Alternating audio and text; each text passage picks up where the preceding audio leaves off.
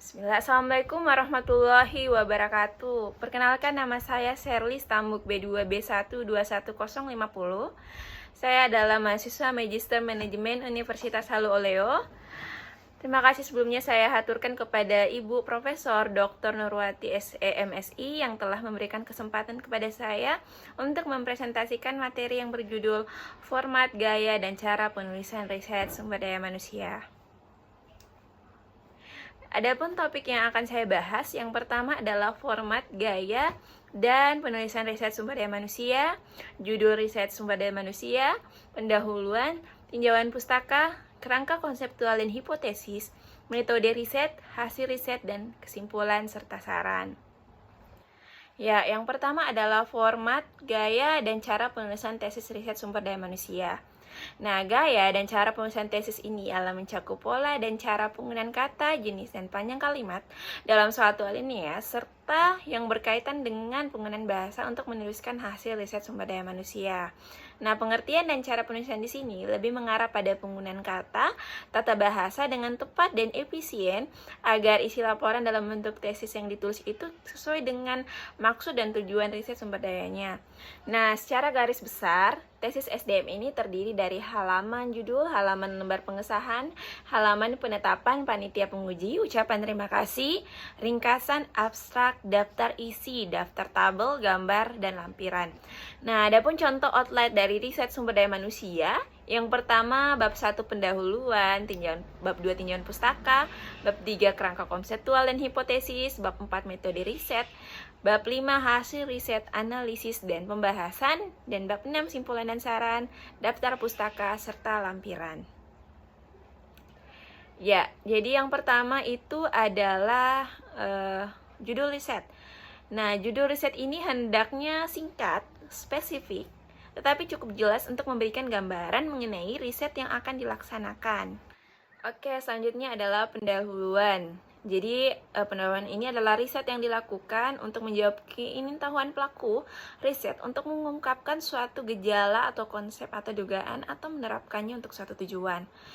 Jadi di dalam pendahuluan ini ada latar belakang masalah. Jadi latar belakang masalah ini berisi uraian tentang apa saja yang menjadi masalah riset sumber daya manusia. Jadi alasan mengapa masalah tersebut penting dan perlu diadakan riset. Selanjutnya adalah identifikasi dan perumusan masalah. Nah, rumusan masalah ini adalah suatu rumusan secara konkret masalah yang ada dalam bentuk pertanyaan ataupun pernyataan yang kebenarannya ini dipertanyakan. Selanjutnya adalah tujuan riset. Nah, tujuan riset ini harus jelas dan tegas. Jadi tujuan riset ini dapat terbagi menjadi tujuan umum dan tujuan khusus. Jadi tujuan umum ini merupakan tujuan riset secara keseluruhan yang ingin dicapai, sedangkan tujuan khusus ini merupakan penjabaran atau pentahapan dari tujuan umum. Lanjut, yaitu tinjauan pustaka. Jadi tinjauan pustaka ini dapat membantu penulis riset SDM untuk bisa mengevaluasi dan membandingkan hasil riset SDM-nya dengan penulis riset SDM orang lain. Nah, dalam tinjauan pustaka ini ada dua landasan teori dan hasil riset sebelumnya. Landasan teori ini memuat uraian sistematik tentang fakta sumber daya manusia yang berasal dari pustaka mutakhir yang memuat teori, proporsi, konsep, atau pendekatan terbaru yang ada hubungannya dengan riset SDM yang telah dilakukan dalam penulis. Selanjutnya adalah hasil riset sebelumnya. Hasil riset sebelumnya digunakan untuk mendukung konsep riset yang akan dilaksanakan. Ya, selanjutnya adalah kerangka konseptual dan hipotesis. Jadi kerangka konseptual dijabarkan dari tinjauan pustaka sebagai paradigma sekaligus tuntutan untuk memecahkan masalah riset sumber daya manusia dan merumuskan hipotesis. Nah, adapun hipotesis ini merupakan jawaban sementara yang disimpulkan dari kerangka konseptual riset sumber daya manusia dan merupakan jawaban sementara terhadap masalah yang dihadapi yang dapat diuji kebenarannya berdasarkan fakta empiris. Nah, selanjutnya yaitu metode riset. Jadi metode riset ini meliputi populasi dan sampel, dan metode pengambilan atau pengumpulan data, serta alat atau instrumen riset. Jadi populasi ini adalah kumpulan dari seluruh elemen-elemen atau individu yang merupakan sumber informasi dalam suatu riset. Kemudian metode pengambilan atau pengumpulan data. Jadi metode pengambilan atau pengumpulan data ini merupakan suatu cara atau proses sistematis dalam pengumpulan data, pencatatan, dan penyajian fakta untuk tujuan tertentu. Adapun fakta yang harus diperhatikan dalam pengumpulan data riset sumber daya manusia, jadi yang pertama itu perumusan tujuan dari pengumpulan data itu sendiri, penentuan jenis data yang akan dikumpulkan, penentuan objek yang akan dikumpulkan datanya, kemudian menentukan teknik pengumpulan data yang akan digunakan, menentukan alat pengumpulan data, serta merencanakan tahapan pengumpulan data dan menyajikan data yang telah dikumpulkan. Nah, yang terakhir adalah alat atau instrumen riset. Jadi dilihat dari fungsinya, seluruh alat bantu pengumpulan data dapat dikelompokkan menjadi catatan riset, daftar pertanyaan, dan daftar cek.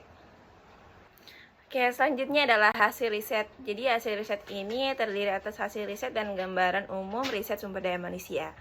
Nah, hasil riset dari penyajian hasil riset dapat disertai dengan tabel, grafik, foto, atau bentuk penyajian data yang lain.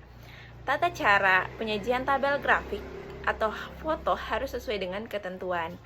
Selanjutnya yaitu gambaran umum riset SDM. Jadi pada bagian ini terdiri atas gambaran umum objek riset sumber daya manusia yang memuat sejarah ringkas riset sumber daya manusia, struktur organisasi, lembaga atau perusahaan riset sumber daya manusia, kegiatan pokok lembaga, tempat riset sumber daya manusia, dan keadaan sumber daya manusia. Selanjutnya adalah kesimpulan dan saran. Jadi kesimpulan ini adalah puncak dari sebuah laporan hasil riset sumber daya manusia. Sedangkan saran-saran dan rekomendasi ini biasanya berkaitan dengan simpul atau kesimpulan hasil riset sumber daya manusia yang sudah ditulis atau disajikan sebelumnya. Nah, saran ini dibuat secara ringkas sebagai sarana untuk mengambil langkah-langkah selanjutnya dari pemesan. Saran dan rekomendasi itu sebaiknya juga dinyatakan dalam bentuk kata-kata yang sifatnya operasional atau dalam bentuk tindakan implikasi kebijaksanaan. Ya, demikianlah presentasi yang telah saya paparkan. Semoga materi ini dapat bermanfaat untuk kita semua. Lebih dan kurangnya mohon dimaafkan. Wabillahi taufiq wal hidayah. Wassalamualaikum warahmatullahi wabarakatuh.